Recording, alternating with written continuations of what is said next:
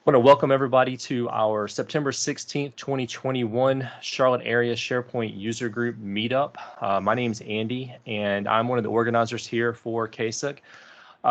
This month, we've got a really awesome talk coming up about Microsoft Graph, but just want to give you a little bit of information as we start off with this evening's meeting. For those of you that are new, welcome. We do typically meet the third Thursday of every month. Here in a COVID world, we've been meeting virtually via Microsoft Teams, but at some point we hope to get back to in-person meetings here in the Charlotte area. For those of you that are from Charlotte, we will keep you informed when we're going to start going back to in-person and hybrid events. But currently, we don't have a place that we can safely do that, and many facilities are still shut down. So it's going to be a little while longer before we're able to meet in person. Speaking of in person, we've had a number of people ask about SharePoint Saturday event. Currently, we do not have one on the calendar for 2021, the venue being the main issue with that. We're hoping to be able to resume an in-person SBS event in 2022. As always, we'll do our best to communicate that and keep everybody informed. Speaking of staying informed, if you want to keep up with the latest from us, we are on a number of different social media channels. Meetup is the main place where we communicate upcoming events, but also job postings and networking and general Q&A. We also are active on Twitter, on Facebook, LinkedIn, and we do have a Yammer group as well that you can join in. Main way to get a hold of us, though, is through Meetup, ksig.org, and you'll be able from there to get a link to all of our other channels. Speaking of additional channels, over the last couple of years, we've been making a concentrated effort to make our meetings more accessible. So we've been recording and posting on our YouTube channel. Got a bit.ly link there for you, KSIG YT. Join us on YouTube, and you can check out any of the meetings you may have missed throughout the year. And then tonight's meeting will also be posted on our YouTube channel. We're growing. We're nowhere near Daniel Christian and his large audience, but we're hoping to get some overlap with that as we continue to grow and post and hopefully further the education of people in the community. So want to go ahead and announce our October meetup. Many of you may be familiar with our speaker, Jeff Abels. Jeff is the operator of C5 Insight. Jeff has been a part of our community now for a number of years. He's going to be speaking here in October 21st on SharePoint Teams, Overcoming Security Insecurity. Jeff was awarded MVP back in 2020 for business applications. He's a best-selling author, entrepreneur, thought leader. A couple of different links here for you to be able to connect with Jeff. But if you've never seen Jeff talk, it's a really fun talk. It's really exciting. He's a great speaker, and this is going to be a topic that is really timely. We have a lot of questions coming around this. We did a pre-meeting survey, and this is one of the things that kind of popped up, and it just so happened we were in the process of recruiting Jeff for next month. So definitely be here October 21st and check out that event with us. And with no further ado, tonight we are here to talk about Microsoft Graph.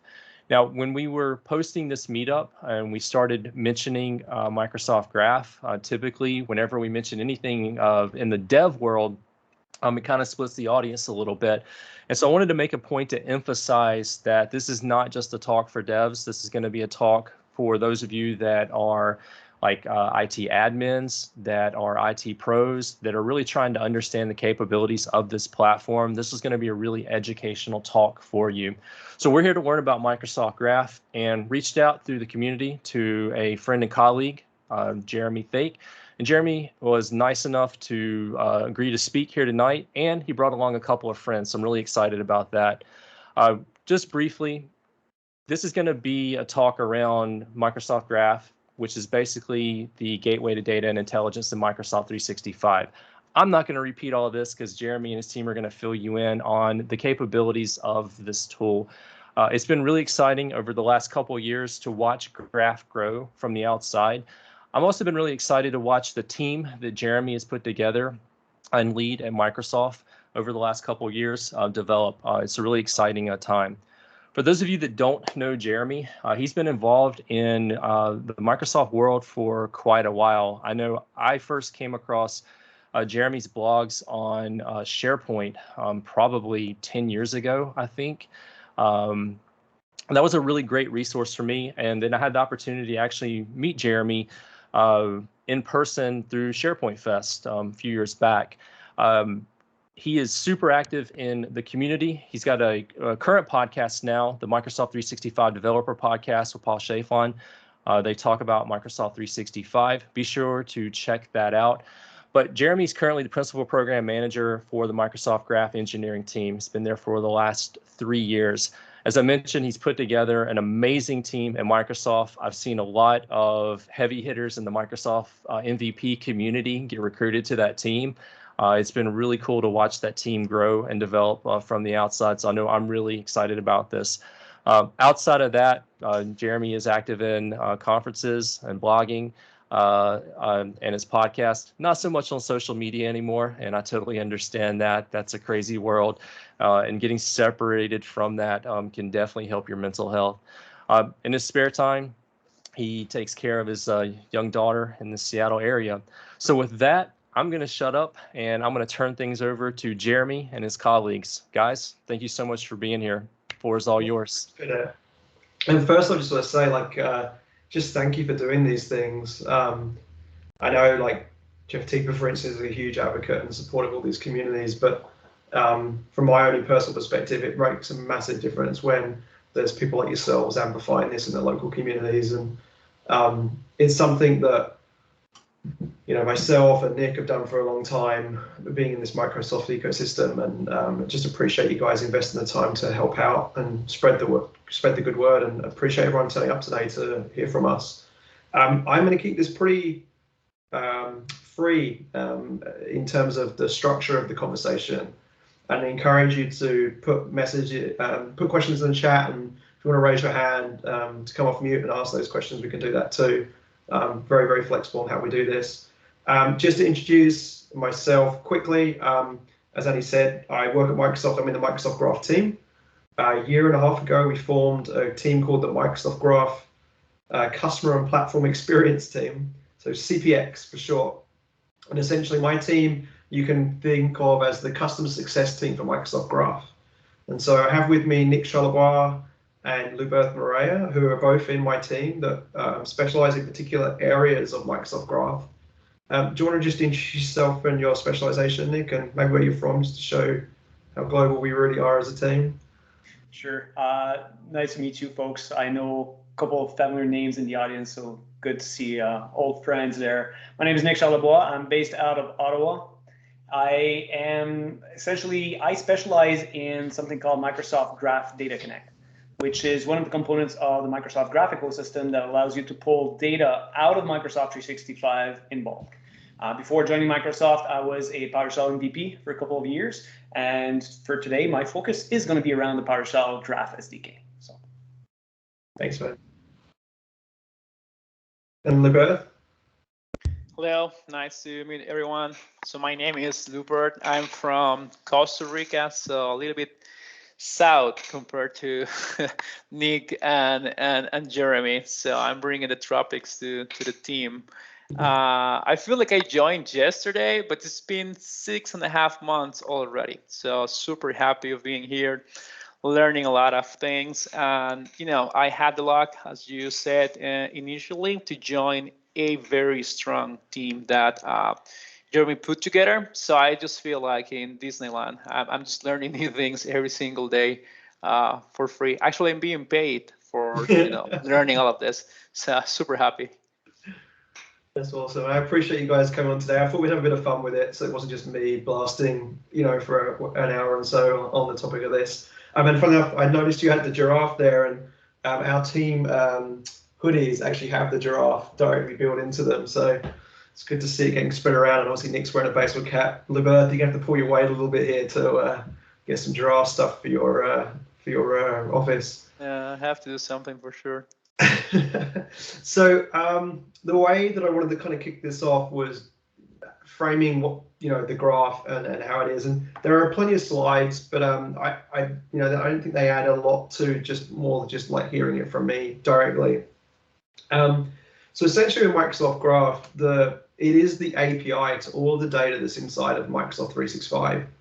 And the big important thing to understand there is that Microsoft 365 historically is a series of on-premises products that used to run in servers in your customers or your own data centers, as you're aware. And the transition many of you that are admins or power users have to make from having experience with our server products like Exchange Server, SharePoint Server, Active Directory Server, to moving into our software as a service products, SharePoint Online, Exchange Online, Active Directory Online, and all these new products that have come into the world that we're all so used to in the last year and a half, like Microsoft Teams and Planner and all of our Office client suite, is that each of those products historically had their own APIs. The product groups would ship in CD boxes. Here is the product, and they would ship the APIs with them.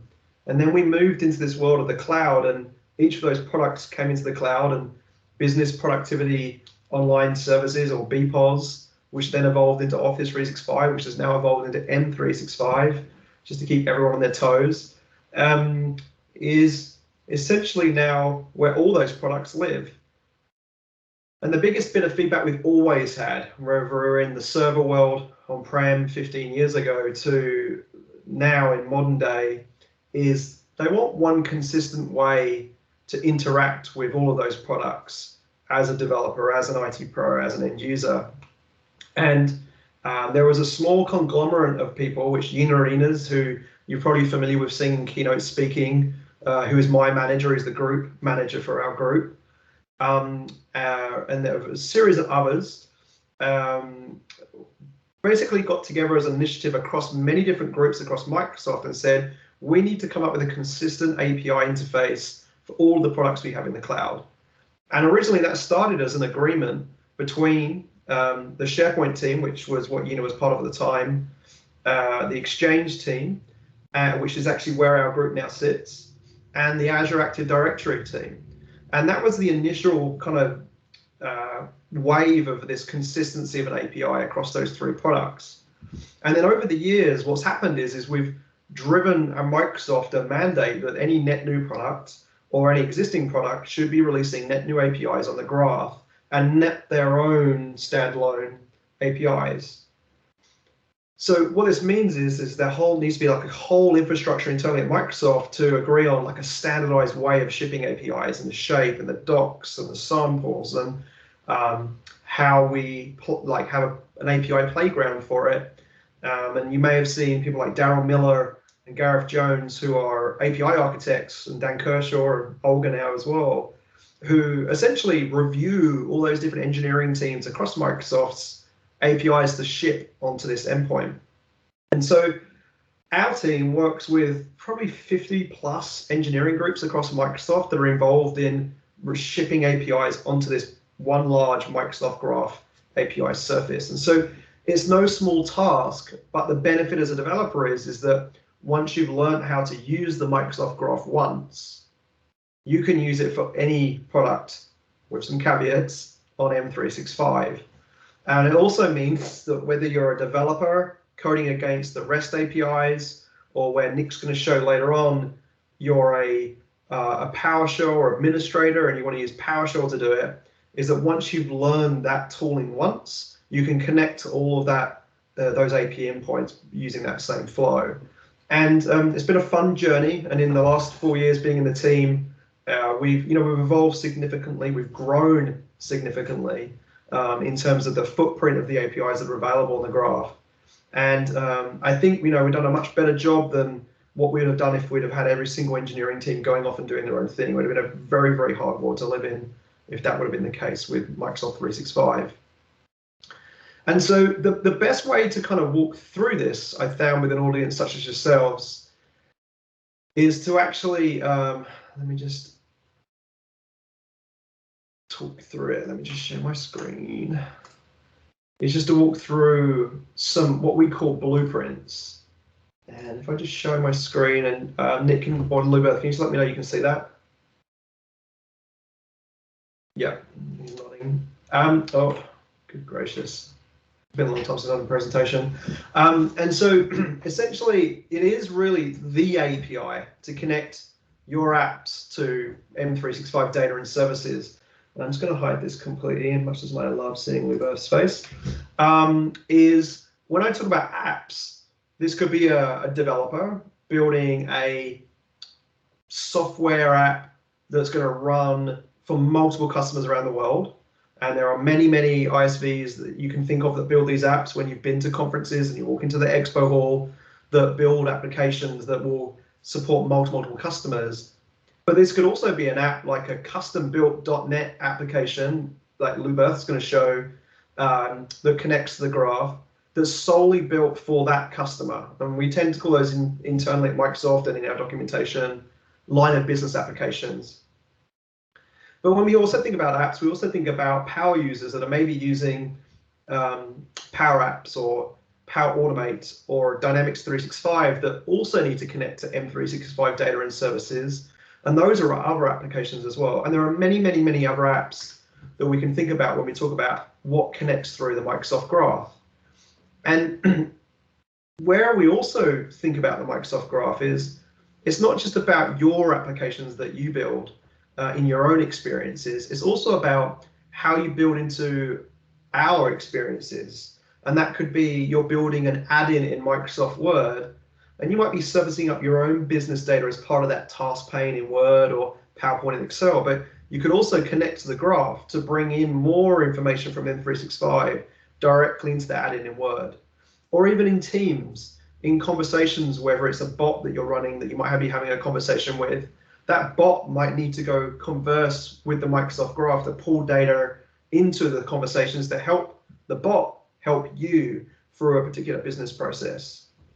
And with SharePoint and the work that the PMP community do around SPFX and building portals, there are many, many SPFX examples where connecting to the Microsoft Graph to, again, pull that data from M365 up into that experience, whether it be having a landing page for every user, they wake up in the morning and seeing their calendar as well as their email, as well as maybe the information from the HR system that the customer uses in one single pane of glass.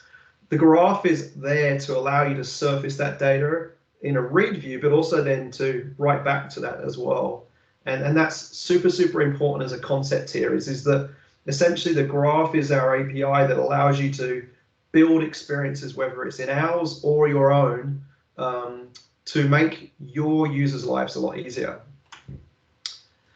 Now, we use the graph ourselves internally at Microsoft, and it was another reason we've gone down this path. This was that individual engineering teams also didn't want to have to learn 15 different API contracts and have 15 different SDKs and 15 different ways of doing authentication and 15 different ways to kind of call it in backend services and do permissions and so forth. So having a consistent approach to this means that teams, in this case like Outlook, like Teams, and even Office.com, can call our backend Exchange Online service to render and list the events inside of their experiences. And another example of that would be, from a files perspective, is the OneDrive team themselves use the Microsoft Graph to render files in their OneDrive user experience. But if you access files inside of a Files tab within a channel, within a Microsoft team, within a Teams client, that is also using the Microsoft Graph to pull that file information up and render it. And also, if you're in the Office Hub and you start seeing recommended files, that too is using the Microsoft Graph to surface the last Excel document in this instance that you edited, or maybe it was the last Word document you viewed. And so we use the graph ourselves internally, and we call that a 1P scenario, a first party scenario. But we also build this graph so that our partners, like yourselves, our customers, from a 3P, a third party perspective, can use this too. And so internally, our calling is we build APIs for 1P and 3P. And so whenever we do anything for Teams or Office.com or OneDrive.com or Outlook or Planner or any of those things, our external third-party developer community can also benefit from this as well. And so I've got my phone here to see chat because I'm showing my full screen here. How would you describe graph versus data first? And that's from R. Feldman. So good question. So Microsoft Graph API is essentially scoped at the Microsoft 365 cloud. If you think about Microsoft, we have three clouds. We have an Azure cloud, we have a Microsoft 365 cloud, and then we have a Dynamics 365 cloud. And the Microsoft Graph is scoped to the Microsoft 365 cloud. The Dataverse is actually what's scoped to the Dynamics 365 cloud, and they have their own interaction of how you connect to that Dataverse, their own set of APIs, their own set of connections within the products they live within there. But in a lot of cases, that Dataverse data is mashed up with M365 data. And one we actually use in our team is Dynamics 365, where we pull in data like email into our Dynamics CRM, and that is actually hopping over and calling the Microsoft Graph to consume that mail inside of Dynamics 365. There is work because of demand and asks for us to potentially investigate how we can get Dataverse content on the Microsoft Graph, and that's well underway now. We won't have anything to share at Ignite. We may have something to share at Build around that. But there is definitely this thought of our API, the Graph API, being broader than just the Microsoft 365 cloud as we know it.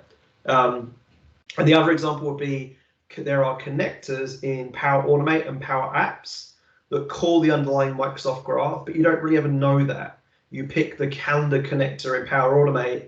Under the covers, that's using the Microsoft Graph to surface data from the calendar into Power Automate, or triggering an event in Power Automate based on a Microsoft Graph webhook that is happening on that user's calendar.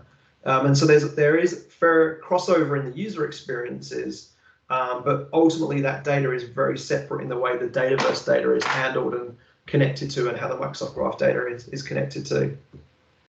So Teresa L, is there a way to customize Delve if you want to expose data like an employee number? So there's a good question in the sense of the separation here. The Microsoft Graph, the word graph or Microsoft Graph is used at different altitudes to mean different things. When you see Satya or Rajesh Shah talk about Microsoft Graph at an exec level in an Ignite keynote or a Build keynote or an Inspire keynote, we talk about the Microsoft Graph as the all-encompassing M365 data that lives within the Microsoft 365 cloud. When we talk about Microsoft Graph at kind of this level, we're really talking about the API that you call to get to that data. And often you'll hear Satya or Rajesh talk about something being Microsoft Graph powered, and Delve and Office.com and all of our products are actually powered by the Microsoft Graph. Now, in terms of what each of those experiences does with the Microsoft Graph, it's really up to those individual product groups to make that decision of how they leverage new profile information that we're servicing on the API. Kevin Ballinger has a team in Oslo that works on building out the profile API that's in beta at the moment, which actually allows you to have custom attributes associated to an individual, whether it's their school education, or it's their job certifications, or it's their job history, or it's their skills or their interests. It's very similar to, for anyone who's familiar with SharePoint Server, the old world of SharePoint user profiles. This is the evolution of SharePoint profiles, basically. And what you'll be able to do there is, by leveraging the profile APIs inside of Microsoft Graph, you can have those custom attributes like an employee number, like a cost center. I'm just trying to think of other ones of examples I've had where we've talked to customers around it. But essentially then, because that is a standard contract we have across Microsoft Graph APIs, all of these different experiences like Delve, like Outlook, like Teams can leverage those things. And there is work going on right now with the contact cards and the people cards that you experience when you hover over someone's name in Teams, Outlook, Word, where you'll be able to set an administration level what user properties will show up on those cards. And so if you have an employee number you want to show, it won't just be something you could show in Delve. It'll actually be consistently shown across all of the contact cards, across all of the user experience inside Microsoft 365. For Delve specifically on the profile pages, there is work there too. I haven't seen the latest on that. I'm only familiar with the work that's being done on contact cards, and I know we did talk about that at Build this year, so I could kind of disclose that in this forum. But you can bet that if we're doing that on contact cards, we will absolutely do that in other areas as well. So hopefully that answered your question, Teresa. Now, in terms of the scenarios for the graph, the #1 question I get when I talk to partners, to customers, CIOs, CTOs, to service integrators that are trying to build solutions to sell to customers, administrators, is like, what are the top scenarios that you see the Microsoft Graph API being used for? And these are it. So based on our telemetry that we have access to, which is like all anonymized, but it will just show us what APIs are being called and by how many tenants and by how many users. The user profiles and the photos of those users is the most highly used thing. And it's typically because it's the lowest barrier to entry. If I've got an existing line of business application, or maybe I've built some software that I'm selling to thousands of customers, you get this experience in your consumer world where you have a profile photo and you have your name and your job title. Well, many software companies don't want to keep having to ask Jeremy from Microsoft what his name is or what his job title is, because my job title will change over time. Hopefully I'll get promoted and it'll go to the next level, being optimistic here. And I don't have to go to 50 different pieces of software to update that job title. I would rather I update it in my own system. In our case at Microsoft, our HR team update the Active Directory profile information automatically when promotions happen. And then all of those apps would then just consume that job title, or consume my photo, or consume my first name and last name, or consume my pronouns, which is something that we're working on right now on the API too. And therefore, they don't have to worry about asking or prompting the user. They're just consuming that information. And so that's very low touch, very low risk. And essentially, it's something that is read-only, which we'll get into a little bit when we start doing the demos of some of the permission scopes that come into play, which I'm sure the admins on this call will be interested in. And the next most common one is files. So files, again, there's many customers out there from an M365 perspective that have decided that OneDrive and SharePoint is the place to store files. And obviously, with Teams leveraging SharePoint and OneDrive as well, that's exploded in the last 18 months with everyone working from home and how we have to work collaboratively through these things. And so the graph allows you not only to download the file and make changes to it and push it back up, it allows you to get the metadata of the file. It allows you to be notified when that file changes. It allows you to notify when new files get put into particular folders or particular channels, particular sites. Those are very, very common things that go through.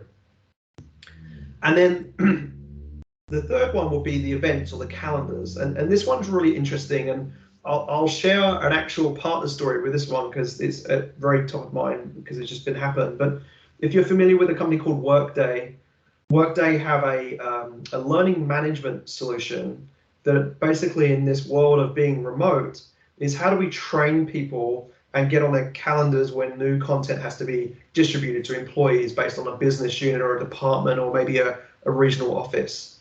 And their system actually allows you to set these rules up and say, okay, we need to go train the entire sales division in Asia Pac. And it will automatically go and create events on each of those users' calendars with all the information, with a Teams meeting link, and obviously set the reminders for them to make sure they attend and track that attendance. And that's all using the Microsoft Graph to do this. And so just sounds very simple, but if users are used to having things in their calendar, used to using Outlook on their phone or the web or in a desktop client, by being the ability to have those things just automatically put on there and not an email with an attached ICS file, and it's just dropping them straight on, it just streamlines that process and guarantees more attendance and more engagement from the user base within the company. And so it's just a great example of how they're using the graph from an events perspective there too. And then there are a variety of other scenarios, and just in terms of time, I'm not going to go deep one by one for each of these, but you kind of get the point that it's, to start with, essentially is what in the dev world we call CRUD, which is create, read, update, and delete. So I can create a mail, I can read the mail from someone's mailbox, I can even go in and update mail on someone's mailbox. Maybe I want to change the category of it, I want to flag the mail for follow-up, or I can delete the mail and put it in the trash. And so each of those major products within Microsoft 365 will essentially always, when they launch onto the graph, have that notion of CRUD. And then in some cases, there's additional services that get bolted into it.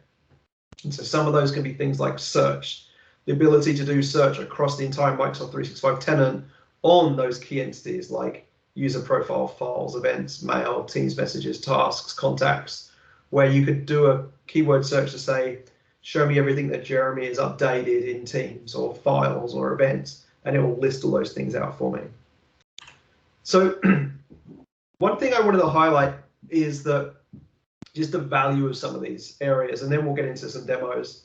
The big thing for us when we talk to developers in leveraging this stuff is to kind of go back to the basics of why partners do these things, or why developers use these constructs and resources that are available in M365 in their line of business applications or the software they're building. And photos is a big one for a major amount of reasons, and 3 of them we've picked out here. The big one that we see our partners leveraging the photos for is really that ability to have that connection. You know, when I open Teams in the morning or open Outlook in the morning and look at the mail I have, or I look at the Teams chat channel messages, seeing the names is great, but seeing the face to the name makes a really big impression on, and that recognition of who you are you're talking to. It's a much easier way of remembering who you're engaging with in this collaborative world of online products, either on a mobile device, a desktop client, or on the web. And you know, it's encouraging a lot in terms of this engagement of making sure your employees are having a great profile photo inside of their inside of Microsoft 365, so that you have that recognition. And the big thing that we hear from companies is if they don't leverage the photo in the graph and they decide to ask the user to provide another photo, if that photo is inconsistent with the organization photo, often people will get nervous in interacting with users because they'll realize, oh, Jeremy is, you know, using a particular partner's product, and I'm not sure about this is the same Jeremy because his photo is different. And so having a consistent photo, not just across the M365 experiences that they're used to out of the box, but also the line of business systems that you build, or the software that you integrate with Microsoft 365, like Workday, is really, really important to build trust within the organization of what software you're going to allow them to use and trust. And in this world of cybersecurity and compliance and security challenges that everyone's facing, the more you can do here to increase trust, the better. And so this is why profile photos are very, very important. And on the left, there's just a few examples where we use these all the time, whether it's, you know, like adding comments in Word and seeing the photo next to the person, or mentioning someone in Teams or Outlook and seeing their photo alongside of the name. There aren't too many Jeremy Thakes in the gal at Microsoft, but there's a bunch of John Smiths, and knowing the names or the photos to the name allows you to pick the right John Smith and not try and assign something to the wrong person. In a line of business system, that can be really, really important. There are some benefits to this. Obviously, you know, in large organizations, you're offloading that storage. So from a storage perspective, although photos are small, that can be a big deal. It can also be a compliance issue as well in terms of storing things. And in addition to that, as I mentioned, you're using the same photo across these experiences, which is great.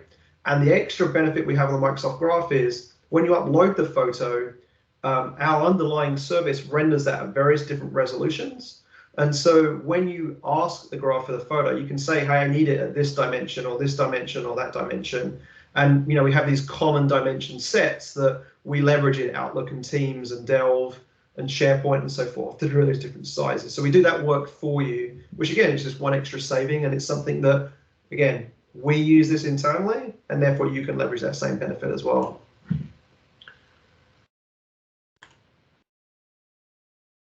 Okay, let's get through. Now, this is really the first parts of like code or like REST queries that we see here. It's a very, very easy API to use. You'll see on this screen here that you see the get being used with /me/photo/$value. That request will actually get you back the binary image that's stored in Microsoft 365 for whoever is logged into the Microsoft Graph API calling it. If I use get/users/the ID of the user /photo/value, whatever ID I give it, it'll return it. So if I knew the GUID for Nik, or I knew the UPN, the email address identifier for Nik, it will return Nik's photo with his giraffe hat on. It can also do things like get it for contacts and other areas as well. And the nice thing that we've done is we've integrated this capability into a logging control so that you can easily drag and drop a logging control onto your application. And when you sign, it'll automatically show the photo and the name of the person, as well as things like the people picker, things like the org charts people have built with them, and our contact cards leverage that as well. And so that's, just to give an example of where photos get used and how easy it is to call the API in an HTTP request. But Nik and Luberth will show you how you can do exactly the same thing in code and in PowerShell as well. Now, another one I'm going to quickly do before I jump to demos is files. And we talked a little bit about this, but if I wind back the clock to when I was in Australia developing for a government agency, this is before the cloud. We had to build a SQL database with a schema, and we were storing all these files in SQL. And it bloated really quickly, and the indexes weren't there, and it was super slow. And there was, even back then, there was a lot of concern around compliance and governance and versioning those docs. But essentially, we were building a OneDrive SharePoint solution inside of SQL ourselves. And so by leveraging OneDrive and SharePoint when you're maybe building a line of business system to do invoice tracking or something, which is what that system was back all those days and still makes me shudder at how many things I did wrong back then as a young developer that I probably wouldn't do today, is that you can leverage all the capabilities of OneDrive and SharePoint in your line of business system by just simply using the Microsoft Graph to store your files. And whether it's the compliance nature of what you're doing or the versioning you get for free every time you touch the file, or if it's just the simple ability to share that file outside of your line of business application with other people within the organization that might actually not be using the line of business, they just want the end output of the document.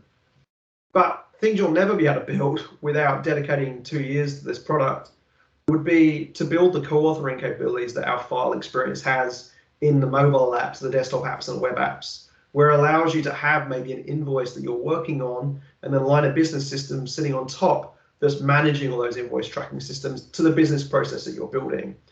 And by nature, with the OneDrive sync client on Windows, the ability to take all those things offline. So you get a lot for free as a developer if you start using the files capability of Microsoft 365 through that Microsoft Graph API.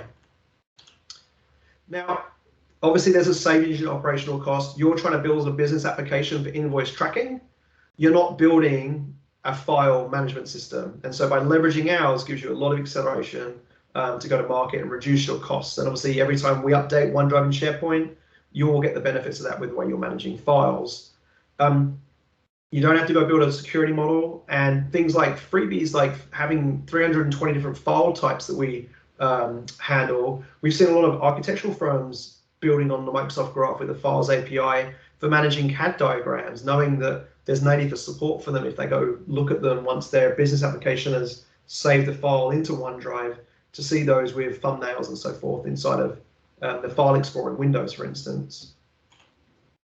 And so just as an example here, it is super easy to get to individual drives and individual files. Essentially, I'm logged into the graph, I'm calling the API as me, and I go me/drive or me/drives, and I can see everything in OneDrive, or I can see every single site collections document libraries in drives. I can get down to the file level. I can see file previews. I can see file versioning.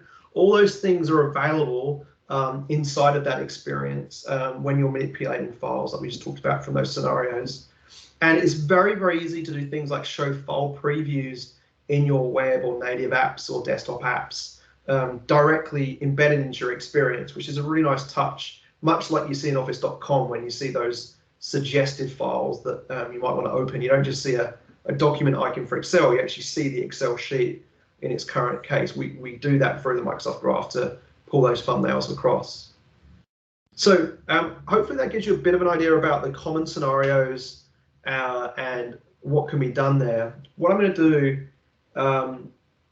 is I'm going to quickly jump over into my demo account. If you are not using Edge and you're not using Edge profiles, I would highly recommend it. Gives me the ability to have multiple personalities and change what I do during the day without kind of having to log in and log out across profiles here. This is a Microsoft 365 developer tenant that you can get for free from developer.microsoft.com, whether you're a developer or an admin, a business user, a power user. As long as you're using it for developer things, you'll be able to come in here and get 25 licensed users that you can play with. And you'll see I've actually changed mine to Jeremy, as opposed to kind of using Megan and Adele, and I've noticed everyone's using Victor at the moment, and it's not even in my tenant. And this allows me to kind of have a playpen for Outlook to play with, and OneDrive and SharePoint. And the nice thing is to play with it, we have this very simple thing called Graph Explorer. And what Graph Explorer is, if I just, and actually, can you see this? Because am I sharing my desktop or am I sharing my PowerPoint? I'm just realizing.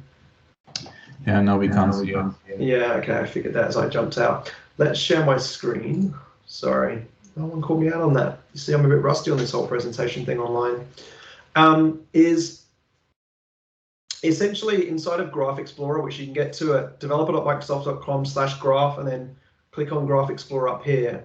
If I quickly sign out and just jump back in and go, there's a quick link, which is just aka.msge. And that will take me to Graph Explorer. And by default, I'm not signed in as anyone. It's just using the demo account data. And the nice thing about Graph Explorer is on the left-hand side, we have a bunch of samples that you can just run. So if I do click on this, basically what it's doing is it's going to go get my profile. So it's going to say graph.microsoft.com, v1, which is our production supported endpoint, /me. And I can immediately scroll down here and see what gets returned by the API. So I can see that we're getting my phone number, we're getting our display names, given names, my job title, my mail. So as an analyst, as an admin, as a developer, I can explore the API just here, just to see what I would need to call to get the data I'm after. And so for instance, if I run get photo, you can see here when I do v1 me/photo/$value, I'm getting the actual binary image of the photo coming back for that profile. And the same with mail. If I go me/messages, this is getting the information in Megan's mailbox. Now, this is all in the demo tenant, which can be a little bit restrictive in terms of what you can do. But if I sign into Graph Explorer here, I just need to pick the right identity. Now I'm in as my admin, and I do me. When I scroll down, it's going to come back with my display name of Jeremy Thake and the email address for this particular user and the individual unique ID of that user inside of this particular tenant. Which if I go over here, you'll see that that is, that user and his license and so forth. So Graph Explorer is a great way of getting started and playing. And we have, for the majority of workloads, we actually have all the obvious things. Now, when you're signed in, because you're not using the demo tenant, we provide you using your own tenant, you can even go and create teams. So I could come in here and on this v1 Teams endpoint, say I want to create the architecture team, but let's just do, quickly I can PowerShell it correctly, and run that query. And you'll see, oh no, I got an error. It said 403 permission denied. So what I need to do is click on the Modify Permissions tab, which is here. And then what you'll notice is that it will tell me what types of scopes I require to be able to run this command within this context. And so I can use any of these. I can even do one as very granular as just this app will only be able to create the team.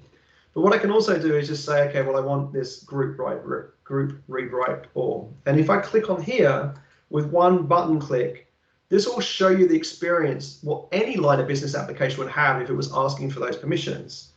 So in this case, you'll see that now this app, which is actually Graph Explorer, is asking for read write to all groups, which is that permission that we need to run this command. And so if you're building a line of business application, you want to be really, really careful what permissions you ask of your admin, or in this case, maybe an end user, to grant you permissions to do within the Microsoft 365 tenant. When I accept these permissions, now what happens is, if I run that query, it won't fail because I've given, in this case, Graph Explorer permissions to run this command. And you'll see that it will go away, and it came back in 6,000 milliseconds that it accepted the command, and it will go and provisioned that particular team within that tenant as me. So from an audit perspective, this was run as me within that tenant. And all I had to do was grant Graph Explorer access to create those tenants within, create those teams within those tenants. So Graph Explorer is a great way to explore all these things. And if I ran join teams here and scroll down, this will give me a list of 47 teams that I'm a part of. And you can see here I've been creating all sorts of sample teams, and they're all called the same name. So I'm extremely inventive with my demos. Charlotte might not be there yet, but I'll bravely scroll through, I guess, to the end. I think I must have had a Power Automate running to be aggressively creating this many teams. You'll have to give the benefit of the doubt that Charlotte exists, because it's not the biggest part of this demo. Let's see if it was the last one on the list. There we go. So the Charlotte team is there. It's created. That's the ID of the team. So if I took that ID and then I went to channel information here and grabbed that ID and pasted it in there, I'm just going to get rid of this. When I run that, it'll give me the information about the Charlotte team, and it'll show me the internal ID. It'll give me the URL that I could launch to go over into Teams to launch that particular team. Use the web instead. And then also it'll tell me whether it's archived and membership limits and owners and all the different properties that you can set, whether you're allowing private channels and allowing to delete channels and removing apps and so forth. All of this can be flipped and updated using patching and puts in this experience from a Microsoft team. This thing still prompts me for auth. Let's see how we go here in the browser. And so this is just a great way of exploring the APIs within here. Oh my gosh, how many auth ops are we going through to get Teams running here? Here we go. And so what you'll see here is like that's created that team. Come on, Teams. Would have created that Charlotte team, and I can go through and create channels, and I can use the graph to go list those channels. Teams is definitely struggling. I think because it's still provisioning the team. This can sometimes happen. But you could go create those channels and look through it and explore all these APIs on the left-hand side. And as you saw, I changed the sample here. You can essentially put whatever you want in this address bar and run it. And this thing is just an API sandbox that allows you to, play and discover.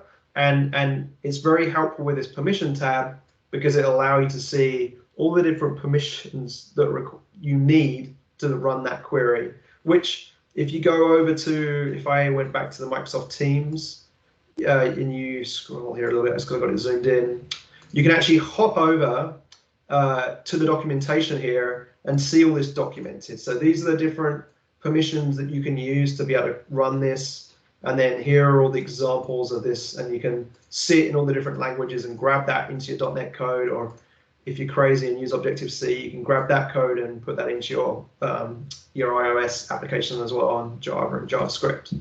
So our docs are very, very deep, and we're very proud of where we've got to with these documentation in terms of everything that's available in Microsoft Graph and kind of jumping over here. You can even in Graph Explorer grab the code directly from the code snippets tab too. So whatever you run in here, you can just go grab that code and go use it in .NET, which Luberth's going to show in a moment. Now, from an admin perspective, everything I've showed you so far is based on you being signed in. So Jeremy being signed in. So the graph will only honor whatever I am able to do within M365. So I can allow the graph to create a team, but if me as a user can't create a team, that graph will fail. So there is a different type of flow, a different type of permission we can do. So what I demonstrated there was the delegated flow. It does whatever I ask it to do on behalf of whoever I'm signed into the Graph API as. But there is also this application flow, sometimes known as non-interactive or a daemon app or app only, and you can't use Graph Explorer to do that. So we also have what's called a Postman collection, and this Postman collection allows me to do the same things. I can run get profile here and see the results. And in this case, it's come back failed. So what I need to do is come here and I need to go up a level and go get me a fresh token because the token expired. And so you see it got me the token, and I use that token. And now if I go back to get profile and run it, it'll return my data. Now this is for delegated calls again. So this is exactly the same as using Graph Explorer. But the nice thing here is that if I wanted to make my own custom set of API calls, I can do that. So in here, I've got this playground of collections that essentially does the same thing. Like I can go in here and tweak these and maybe save this collection for another day, or I could share them with someone. So I've got a bunch of stuff I'm playing with in beta, for instance, and I'm doing some webhook stuff at the minute and just be able to play there inside of Postman.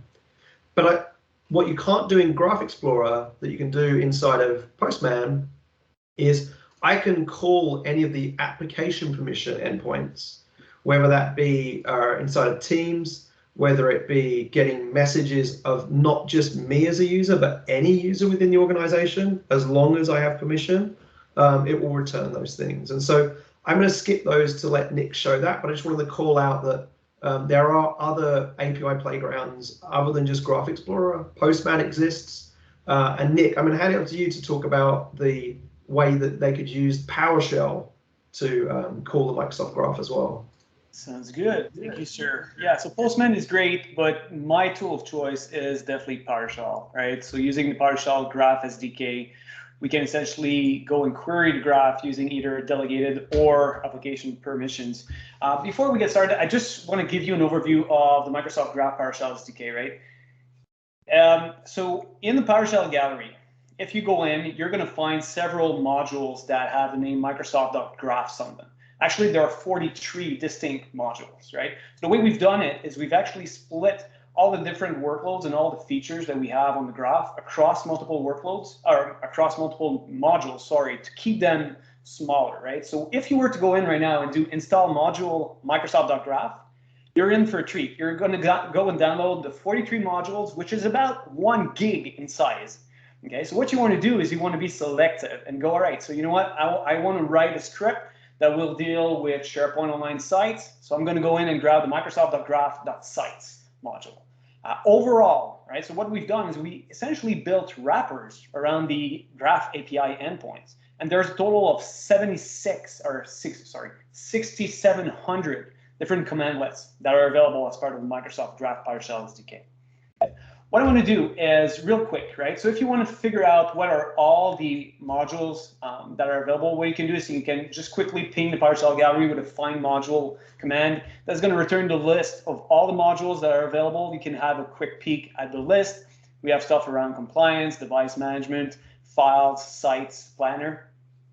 And then if you want to just go and install the Microsoft Graph mail-related module, all you need to do is a simple call to the install module, and off you go. Okay. So once you have the module, what you can do is you can actually connect to the Microsoft Graph and obtain, so you're essentially authenticating and getting the access token, and you can specify the scopes you want to get the token for. So in my case, I'm about to go and do a demo where I'm going to be reading emails inside of my mailbox. So I want to go in and connect to the mail.read scope. So I'm going to go in, I'm going to connect to that. Perfect, I'm connected to the Microsoft Graph. Now what I want to show you is that with the PowerShell SDK, you can just do normal REST API calls, right? So if you want to, just like the Graph Explorer allowed you to do, just with what Jeremy showcased previously, you can go in and call that endpoint directly, so the v1 me messages, and just do a normal invoke mg graph request. That will make a REST call to that API. So if I go in and read this here, boom, automatically I get all the emails that I have. So it's essentially printing out the subject for those emails. But the equivalent would be to use the wrapper, if you want, or the PowerShell commandlets that we've generated around those APIs. So in this case, it would be the get ng user message. And by running this here, I'm going to get the exact same result back, right? So, but instead of calling the direct URL, I'm calling into the wrapped command. Now, how do you actually find out what command to call? Right, so let's say you're browsing the web and you end up on our great docs.microsoft.com website and you realize this is exactly what I want. I want to be able to list all the device enrollment configurations that I have in my tenant. Right, so you scroll through the article, you go in, you figure out that this is the endpoint you want, but how can you determine what commandlet to use? Right, so what you can do is you can just go in and copy that URL. And then we have, as part of the SDK, a command called find mg graph command, and you pass in the URL that you want. So by doing this here, what it will do is it will find the name of the wrapper, right, that corresponds to that endpoint URL. And in our case, the method is a mouthful, but it's get mg device management device enrollment configuration. So by calling this here, we do the equivalent of calling the actual endpoint. Now, if we want to go further and figure out, all right, so let's say now I want to do a demo where I'm getting information about SharePoint Online sites. How can I determine what are the permissions I need for that API? So what I'm going to do is, again, I'm going to do the same thing. I'm going to call into the find mg graph command with the name of my command this time. I run this, and then it's going to come back with a property called permissions. And actually, let me just select that because we're not seeing it based on that resolution here, but it's coming back and it's saying, look, you have two options. If you want to call into the get mg site commandlet, you need either sites.readAll or sites.readWriteAll, right? So starting from a URL, you can actually figure out what the permissions are. So it's really easy for you to determine what scope you need to grant in order to get your access token. So in this case here, what I'm going to do is I'm going to do exactly this. I'm going to connect to the sites.readAll, and I'm going to get information about my current site. And what I want to do is I want to loop through, or actually print out the list of libraries that I have for this site. So in my case, I have Nik test document, and then this is a test for CyberHype. So if I go back to my script and just simply run this here, boom. So it's printing back all the libraries that I have in SharePoint Online. Last but not the least are the analytics endpoints. Right, for this one, anything that's under the report API, unfortunately, you actually need to go and make a call to the endpoint, the actual URI. Right, there are still some issues with the commandlets that are available that are associated with this. We are aware of this. We're working on this. But in my case, what I'm going to do is I'm going to ping the report API to get the Office 365 active user count for the past 180 days. And then what this is going to do is it's going to return a stream, essentially, and then I'm going to send that over to a CSV file. So if I run this here, execute that, and automatically what it will do is it will launch that CSV file that represents the report on who's been active based on, well, it's not really obvious, but essentially 1, 2, 3, 4, 5. So this here, I assume, would correspond to Exchange. So we had 0 users there. On Exchange, we had 1 user on Office 365, 1 on Yammer, right? So you actually get the usage report. But everything generated through PowerShell. Now let's do something fun, right? So at the beginning of this session, I asked you folks to ping that certain URL that I provided. So essentially, and I believe that's probably Andy who posted that, because I was seeing the actual messages in the main chat, and then I was seeing them appear on my environment. But what I've done in this case here is I actually created an Azure function in which I'm using the PowerShell SDK, the Graph SDK, to go and send a new Teams message to a specific Teams, right? So every time you ping that endpoint, what it's essentially doing is it's sending a message to that URL here, right? So we're seeing the messages appear live as you're pinging that URL. So running the PowerShell Graph SDK within an Azure function. And what I want to do next is I want to show you essentially a cognitive services demo that I built. So the idea here is that we will loop through all the teams, through all the channel, collect the messages that are in there, and do some analytics around it. Understand what is the general sentiment around the messages in those different channels. What is the language used, right? So for example, here I have Team Quebec, which I know are going to be speaking French, right? And also I want to identify what are some of the keywords that were mentioned around the various conversations that we had in the teams. So what I'm going to do is I'm going to quickly go back to my ISE and bring this up here. So what I'm doing is I'm going to be using the PowerShell Graph SDK to first get a list of all groups, all unified groups inside of my environment. Then from the list of the unified groups, I'm going to loop through all the teams. Once I have the teams, I'm going to loop through them, get the actual channel, and I'm going to collect all the channel messages. All of this within a few lines of PowerShell script. And then what I'm going to do is I'm actually going to be sending out these messages to my cognitive services in Azure. Okay, so what that will do is if we just quickly go and run this, it will go and it will scan all the teams that I have. It will collect all the messages, and then it's going to provide the sentiment analysis based on what you folks have entered. So the only one, so essentially the function that I gave you access to was posting in the external free-for-all general channel. So we'll see what that comes back with. It's taking a few seconds there, right? But again, if you were to do this for all messages across your environment, pinging the REST API is probably not a good idea because you're going to get troubled, right? So this is where things like the Microsoft Graph Data Connect could actually help you out, get data in bulk, and then run through that analysis here. All right, so let's take a look at the external free-for-all. So the overall sentiment is positive, so that's good. Based on key entities extracted, we have Batman, Groot, Iron Man, Vinegar or Tomato, and then we're about 82% confidence that it's English. So there are probably some words in there where it's not able to pick up exactly what the language is. If you take a look at other other channels that we have there, right? The Team Quebec, for example, correctly recognize that this is in French. Overall sentiment for deployment team is negative. Should probably pay attention to that. So if I go in there, documentation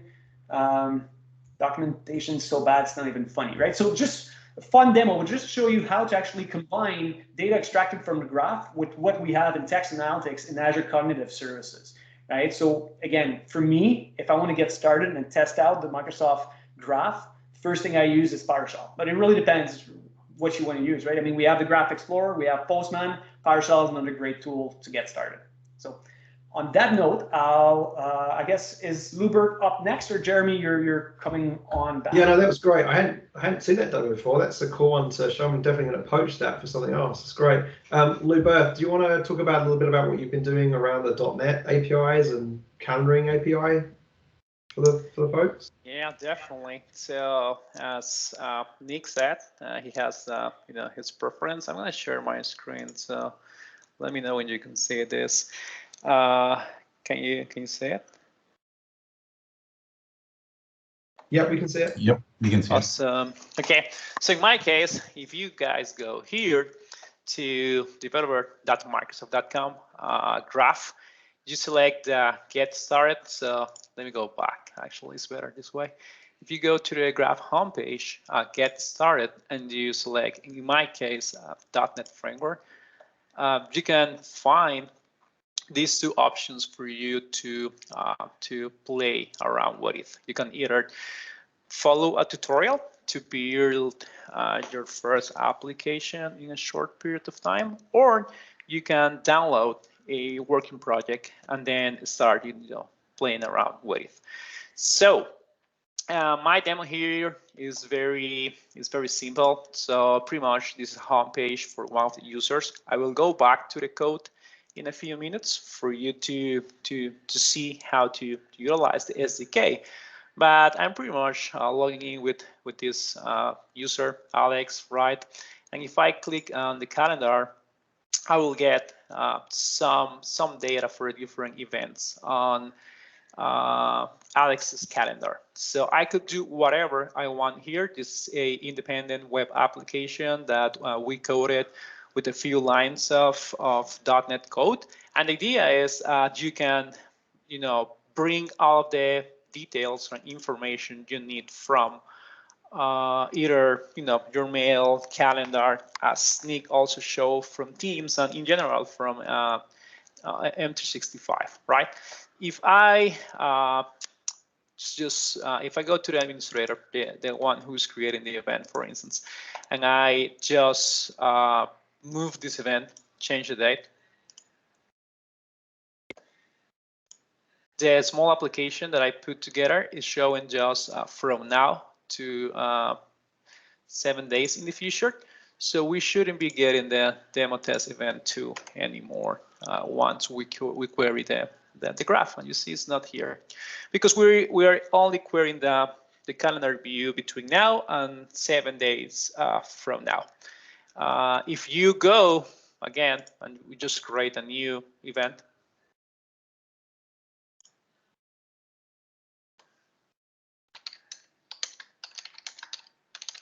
and we invite Alex. This is the user that we are using for the demo. And yeah, we send the invite. So if we go back to our custom application, log in as Alex, we should be able to get this new. If we refresh, we should be able to get this new event, right? This is the ID. So as Jeremy explained before, with this ID, you can go and play around with the Explorer. So Jeremy already did this, so I'm not gonna dedicate a lot of time to do it, but you can just use that identifier for all of the different APIs we have, and then you can play around with the different APIs and all of the information you get for that. Okay, so if we go to code. We need to configure again. If you go to the website that I showed before, you can either analyze the code or you can do the step-by-step, which is very good. I was a developer back in the day, but I haven't coded in years, so I pretty much just followed the tutorial, and that helped me putting an application like this together. You configure the graph service. I think is one of the main parts, as well as the authentication. You will see this in the tutorials. You have to also configure a couple of things in the app settings. And then when you go to the code, it's pretty simple to utilize. Once you injected the graph service, is just regular C# code. You have the graph service client injected, the one we set up in the startup, and then you call the calendar view. In this case, we're using calendar view for my resource. Calendar view is different to the events endpoint, and this one is utilized to render in the UI, short periods of time. So I'm querying the calendar view for today, between today, now, and today plus 7. Yeah, sure. My eyes are not as good as they were 10 years ago. Yeah. So like in this specific example, I'm just querying the calendar view for the time period covered between now and now plus 7, and that's what I'm getting those results. For this specific example, I'm only using the subject, organizer, start date, end date, and the web link. So you can go to the documentation, and there are many other fields that you can use, like a body preview if you wanted to show a preview of the email content. The web link, what does is that it allows you to pretty much go to the outlook.office365.com straight to the event, right? So the demo is very simple. What it does is pretty much rendering all of your events for a period of time. But the idea is for you to see how easy it is in a very simple C# program, doing some services configuration and some authentication configuration that you will find in the documentation, and then just calling the service with very simple code.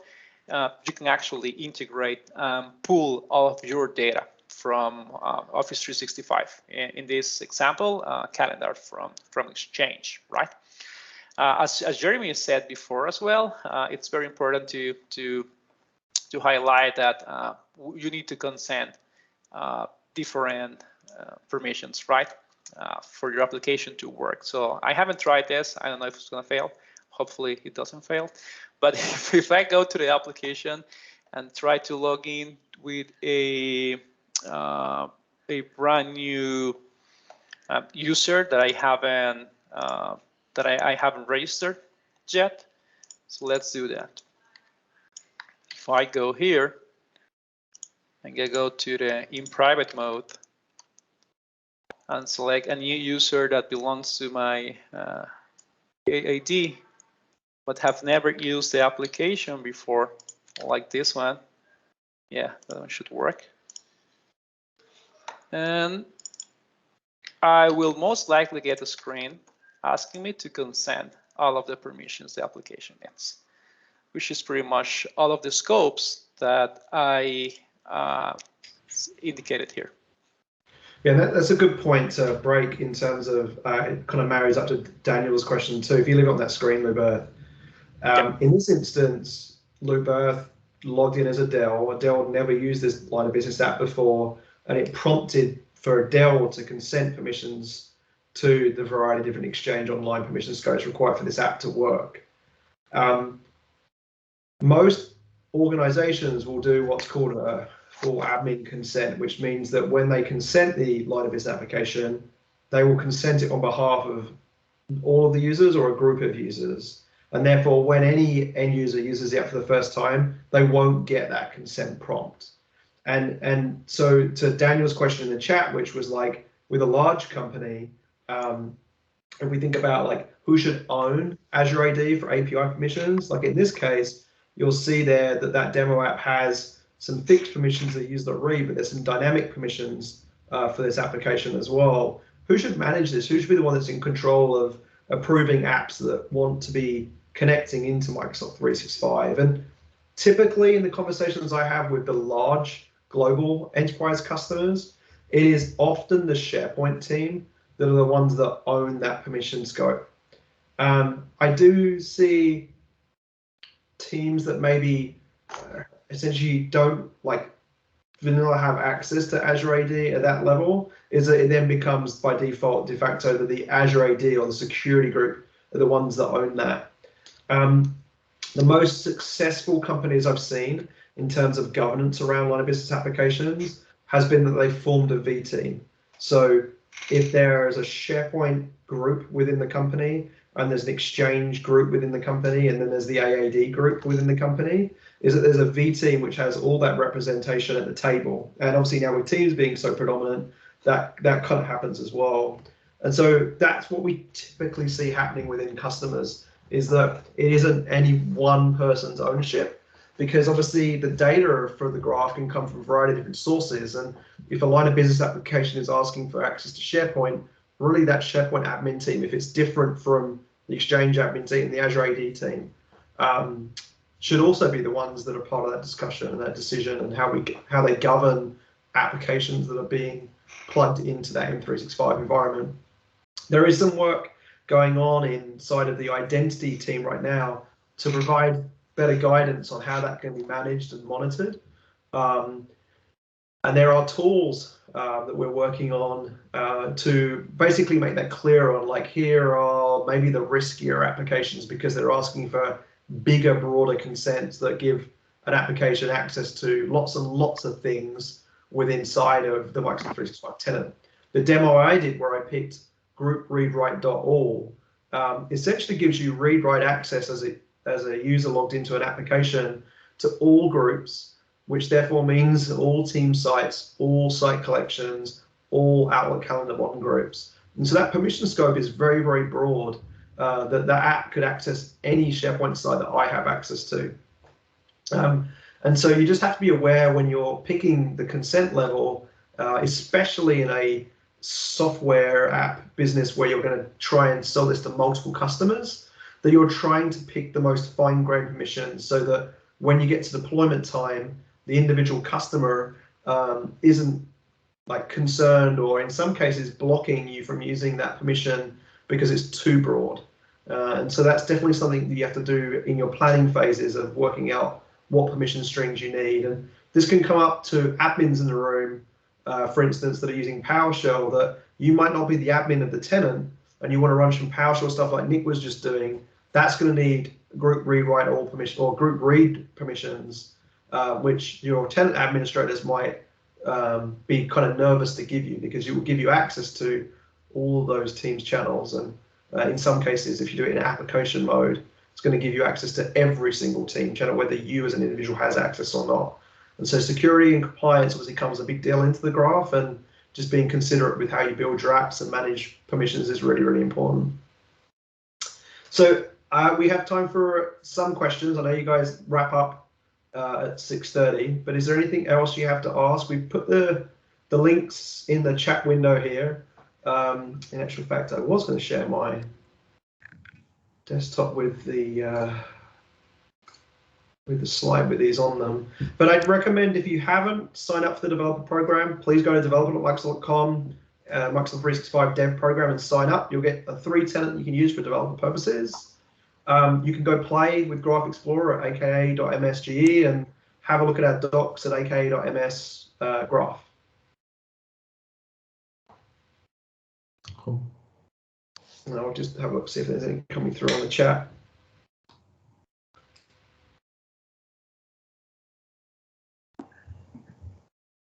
Oh, that was awesome.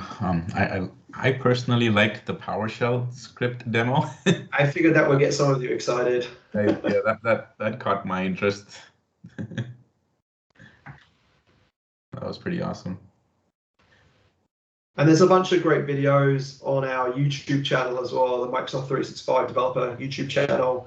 Our dev advocates, so Rabia Williams and Bob German and Waldeck Mastercars and Ika Bass have been producing some really great videos recently on all this stuff too. So definitely worth tuning into that YouTube channel as well if you want to consume it in different ways. Gotcha. Cool.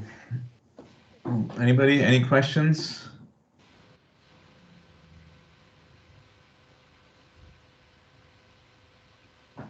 Going once, going twice. All right. Well, once again, thanks so much, Jeremy and team, for stopping by. This was awesome. Thank you so much for at least a bunch of things that I learned. Well, for everybody else now, if our next meeting is on October 21st. Remember, it's always on the third Thursday of the month. It starts at 5 p.m. Eastern time.